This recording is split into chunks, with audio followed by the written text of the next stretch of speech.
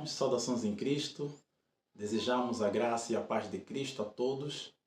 Está no ar o seu Momentos de Paz. Vamos pedir a bênção do nosso Pai Celeste antes de nós entrarmos para o nosso devocional de hoje. Pai eterno que estás no céu, te agradecemos pela dádiva da vida. Obrigado pela proteção e cuidado desta noite. Senhor, esteja conosco, nos dê sabedoria para compreendermos a Tua palavra nesta manhã. É o que nós pedimos e agradecemos em nome de Jesus. Amém. Muito bem, queridos irmãos, o nosso devocional de Ellen White, Maranata, o Senhor Vem, tem como seu tema Nobres nos Intuitos e Ações, 8 de agosto. O verso hora de ler está no livro de Efésios, capítulo 4, verso 32, que nos diz o seguinte: Antes sede uns para com os outros, benignos, compassivos, perdoando-vos uns aos outros, como também Deus em Cristo vos perdoou. Isso faz lembrar as palavras que o nosso Salvador dizia: faça aos outros aquilo que gostaria que fizessem a vós. Do mesmo jeito que Deus tem perdoado os nossos pecados, os nossos erros, é nosso dever perdoarmos o pecado dos outros. Isso também faz lembrar sobre a oração ensinada pelo nosso Salvador, conhecida como a oração modelo, que diz: perdoe as nossas ofensas, as nossas dívidas, assim como nós perdoamos os nossos devedores. Isto é um sinal claro de nobreza nas nossas ações, porque nesta oração nós estamos dizendo que o Senhor deve tratar a nós do mesmo jeito que nós tratamos o nosso próximo. Perdoe as nossas dívidas, assim como nós perdoamos os nossos devedores. Se nós não perdoamos aqueles que nos ofendem, não somos dignos do perdão. Ellen White comenta este texto da seguinte maneira: os princípios, a justiça e a honestidade sempre devem ser acalentados. A honestidade não permanecerá onde se abriga a aspereza. Elas jamais estarão de acordo. Uma é de Baal e outra é de Deus. Então, não é possível alguém dizer que é um filho de Deus, que é um cristão, se tem um espírito áspero, se não tem o princípio da abnegação, se não tem o princípio do perdão. Por mais que professe ser um filho de Deus, as suas ações demonstram claramente que é um filho de Baal e não um filho de Yahvé. Toda a cobiça e a avareza precisa ser vencida. Os que escolhem a honestidade como sua companheira, introduzi-la-ão em todos os seus atos. Para uma grande classe, tais homens não são agradáveis, mas para Deus eles são belos. Quantas vezes já não aconteceu e tem acontecido, principalmente no local de trabalho, quando você é um funcionário completamente honesto, verdadeiro, mas que isso desagrada as outras pessoas? Porque o mundo hoje é tão desonesto que diante de pessoas honestas, elas se sentem incomodadas, elas se sentem desagradáveis por causa dessa classe de homens que procuram ser honestas e sinceras para com o seu próximo. Mas isso é uma demonstração clara de que nós somos filhos de Deus. Quando existe a honestidade em nosso coração, isso é fruto de que realmente nós estamos buscando a transformação do nosso caráter, porque isto é uma demonstração daquilo que nós realmente somos. Nobreza tem a ver com caráter. Satanás trabalha para inserir-se em toda parte. Ele quer separar verdadeiros amigos.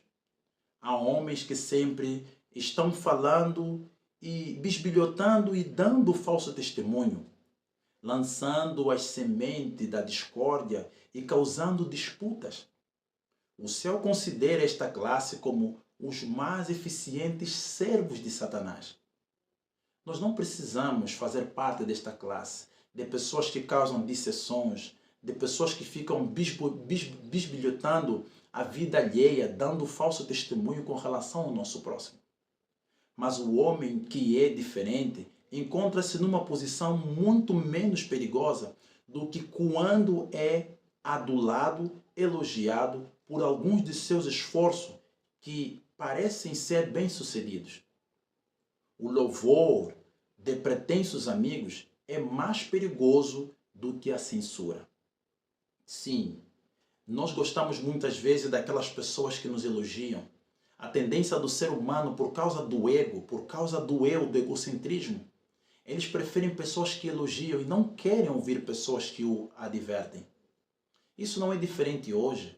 As pessoas querem ouvir mensageiros, servos de Deus, que preguem coisas agradáveis, que não toquem nos erros graves da igreja, que não censurem as obras erradas que a igreja tem cometido.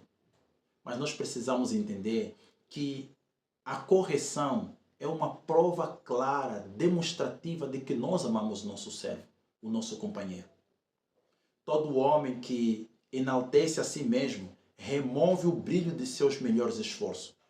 Um caráter verdadeiramente nobre não condescenderá em ressentir-se das falsas acusações dos inimigos.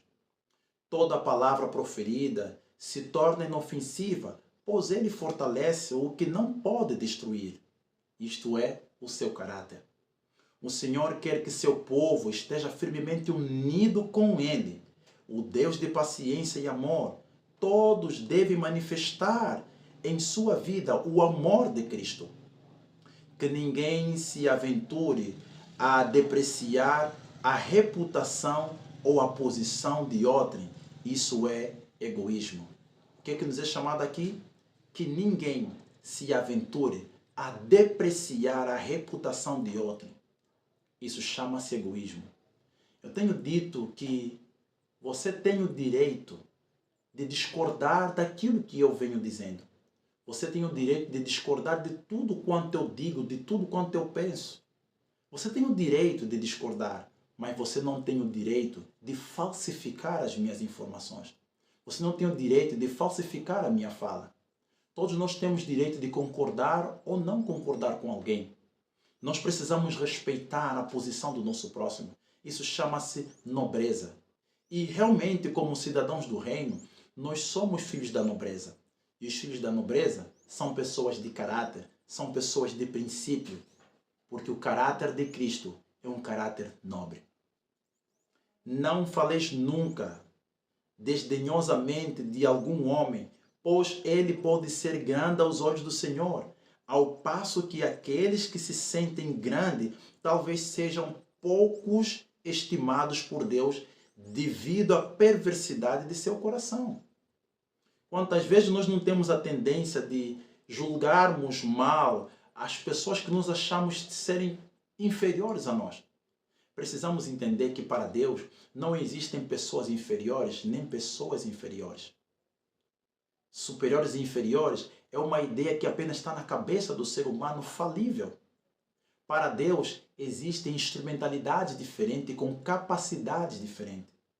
Lembrando que quando Jesus conta a parábola do Senhor que distribuiu os talentos, lembrem-se de que Jesus diz que um recebeu 5 talentos e o outro recebeu 3 talentos e o outro recebeu apenas 1. O Senhor desta parábola, ele deu cada um segundo a capacidade. Então, para Deus, Jesus está dizendo que para Deus não existem pessoas inferiores. Cada um, até mesmo aquele que recebeu um único talento, ele tem a sua importância para a edificação do reino de Cristo. Então, nós não devemos avaliar as pessoas pela sua posição acadêmica, pelo seu status na sociedade, mas cada um, Deus tem uma missão específica para realizar nesses últimos dias. Deus tem uma obra a ser feita e diferentes instrumentalidades são usadas por Ele para levar avante seu propósito. Então, por isso, lembremos-nos, não devemos depreciar ninguém, por mais pequena que seja a capacidade desta pessoa, ela tem a sua importância para a edificação do reino de Cristo. Nossa única segurança está em prostrar-nos aos pés de Cristo, ser pequeno aos nossos próprios olhos e confiar em Deus, pois só Ele tem poder para tornar-nos grande. Cada um tem seu respectivo lugar e seu trabalho especial, e cada qual deveria compreender que a maneira como é realizado o seu trabalho precisa resistir à prova do juízo. Que cada um de nós, primeiro, comece compreendendo qual é a responsabilidade que cada um de nós tem. ao compreendermos a responsabilidade que cada um de nós tem, com certeza não existirá aquilo que tem acontecido hoje dentro do seio do povo de Deus. A luta pela supremacia, a luta pela vanglória, a luta pela posição, a luta pelo poder. Compreenderemos que todos nós somos irmãos. O Senhor nos olha como um só. O Senhor nos olha como tendo a mesma importância e valor. Não importa quem você seja. Talvez você seja alguém que apenas sabe orar. Talvez você seja alguém que apenas sabe fazer uma visita. Alguém que consegue sair na rua e entregar uma literatura. A sua obra não é menos importante do que estou fazendo hoje. A tua obra não é menos importante do que o pastor no púlpito. Cada um de nós tem uma obra a realizar nesta face da terra. Por isso, lembrem, sejamos todos, uns para com os outros, benigno, compassivo, perdoando-nos uns aos outros, como também Deus em Cristo nos tem perdoado. Que o eterno Deus possa nos abençoar e lembremos-nos que você é importante para Deus. Não importa o quão pequeno você seja. Você não precisa depreciar ninguém, independentemente de você ser tão grande e tão importante para a obra de Deus. Que cada um de nós trabalhe e busque de Deus dedicação e sabedoria para melhor agir ao compreendermos a importância do trabalho que temos para a obra de Deus. Vamos orar para agradecer ao nosso Pai Celestial. Senhor, obrigado por esta advertência, obrigado por esta mensagem. Ajude cada um dos teus filhos nesta manhã a buscar-te, Senhor, de todo o espírito, de todo o coração, e a compreendermos que o Senhor não valoriza o homem por aquilo que ele é, por aquilo que ele acha, mas por aquilo que o Senhor designa. O Senhor deu a capacidade diferente a cada um de nós. Por isso, Pai, nos ajuda a compreendermos o trabalho que temos e que nós possamos fielmente e com responsabilidade cumprirmos com a missão que o Senhor nos concedeu. Abençoe cada um nesta manhã. É o que pedimos e agradecemos em nome de Jesus. Amém. Que o eterno Deus possa abençoar a todos e, se o Senhor nos permitir, estaremos de volta para mais um Momento de Paz. Até o nosso próximo encontro.